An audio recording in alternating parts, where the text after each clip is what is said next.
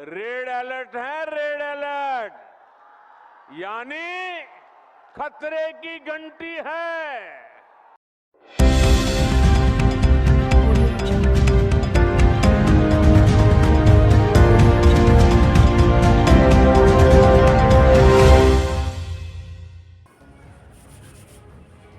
आज हम चर्चा करेंगे कि एक ऐसा ट्वीट, एक ऐसी स्पीच जिसने राजनीति को एक नया जन्म दे दिया है। जी हाँ, आज हम आपको बताएंगे, सुनवाएंगे, दिखाएंगे देश के प्रधानमंत्री नरेंद्र मोदी जी ने गोरखपुर की रैली में जो कहा है वो हम आपको सुनवाएंगे।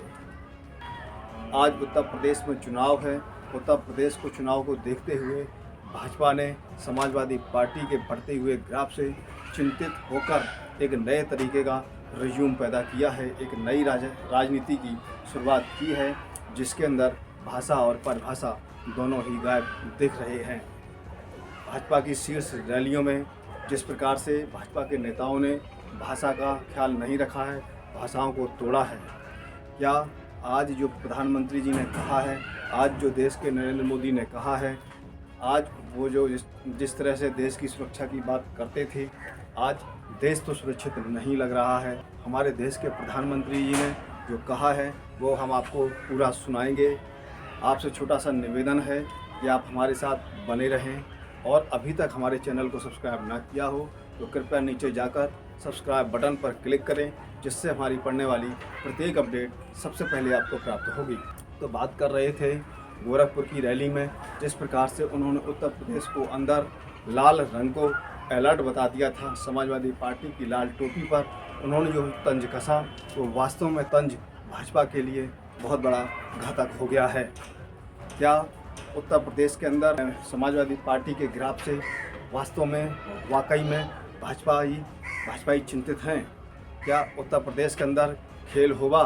जैसे स्पष्ट संकेत सामने से आ रहे हैं। पश्चिम बंगाल को आप भूले नहीं होंगे।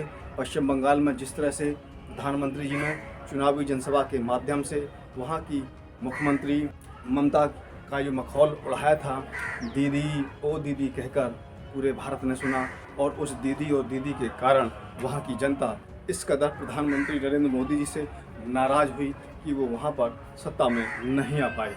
क्या अब ये देखने को उत्तर प्रदेश में फिर मिलेगा? जिस प्रकार से उन्होंने लाल टोपी की जो परिभाषित किया है उसको लाल अलर्ट घोषित कर दिया है। इस तरह के शब्दों के कटाक्ष में पूरे देश की राजनीति को एक नया रूप मिल गया है। तरह तरह के ट्विटर हैंडल पर कटाक्ष आ रहे हैं, और जब उन्होंने इसका ट्वीट अपने पीएमओ इंडिया पर डाला है, प्रधानमंत्री जी का ऑफिशियल अकाउंट है ट्विटर पर, जब उस पर कमेंट पड़ी है तो जैसे ये वायरल हुआ है पूरे देश के अंदर एक राजनीति गर्मा गई, एक नई दिशा में चली गई कि किस प्रकार के हमारे देश के प्रधानमंत्री हैं। उन्होंने यहाँ पर शब्दों का गर्मा खो दिया है। आज जब हमारे देश के अंदर प्रधानमंत्री जी का पीएमओ कार्यालय का ट्विटर हैंडल ही सुरक्षित नहीं है, हमारे देश के सीडीएस सुरक्षित नहीं है, तो कैसे मान लें कि आज हमारे देश सुरक्षित हाथों में है? तो आज हमारा देश सुरक्षित हाथों में नहीं है। देश के अंदर सोशल साइट पर प्रधानमंत्री जी को लेकर कई तरह के ट्वीट वायरल हो रहे हैं। तो हम ट्विटर के कुछ ट्वीट आपको बताते हैं और ले चलते हैं अपनी मोबाइल स्क्रीन पर, और हम उसके बाद आपको वो वीडियो भी सुनाएंगे लाल टोपी पर जो उन्होंने गोरखपुर की जनसभा में कहा था। ट्विटर हैंडल से रवीश कुमार प्राउडी उन्होंने लिखा हुआ है कि देश के प्रधानमंत्री का ट्विटर अकाउंट भी सुरक्षित नहीं है। ये उन्होंने यहाँ पर ट्विटर पर कमेंट किया है। ट्विटर अकाउंट पर दूसरे ट्विटर अकाउंट हैं ब्रह्म राक्षस 2। ब्रह्म राक्षस 2 ने लिखा है कि देश के प्रधानमंत्री का ट्विटर अकाउंट हैक हो सकता है, तो मगर ईवीएम हैक नहीं हो सकती है। यकीन रखिए कि देश सुरक्षित हाथों में है मित्रों। इस प्रकार से ब्रह्म राक्षस 2 ने प्रधानमंत्री के ट्वीट लाल टोपी पर कमेंट किया है।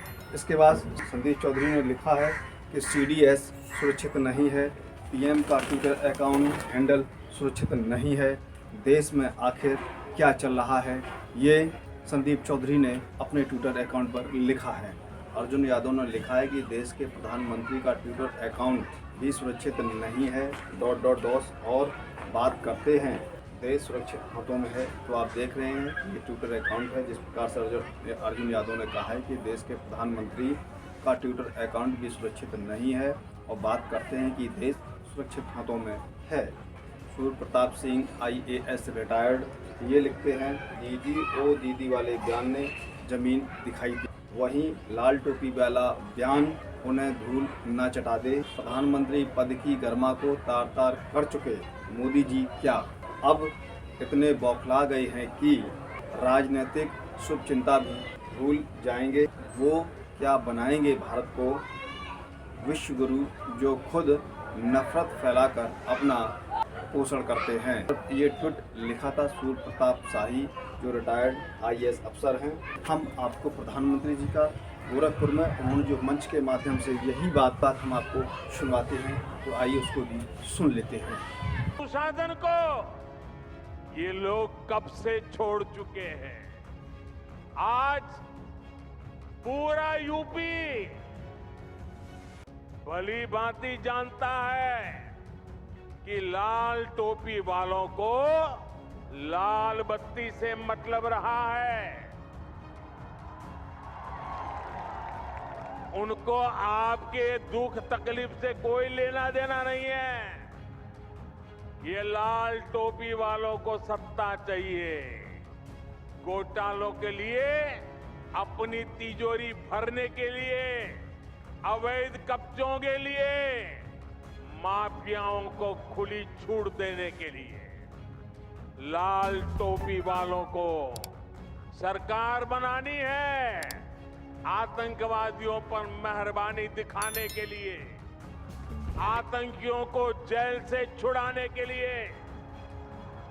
और इसलिए याद रखिए लाल टोपी वाले यूपी के लिए रेड अलर्ट है, रेड अलर्ट यानी खतरे की घंटी है।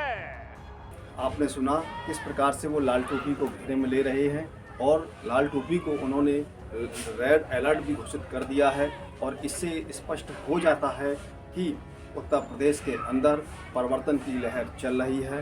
उत्तर प्रदेश के अंदर भाजपा जा रही है और समाजवादी पार्टी आ रही है।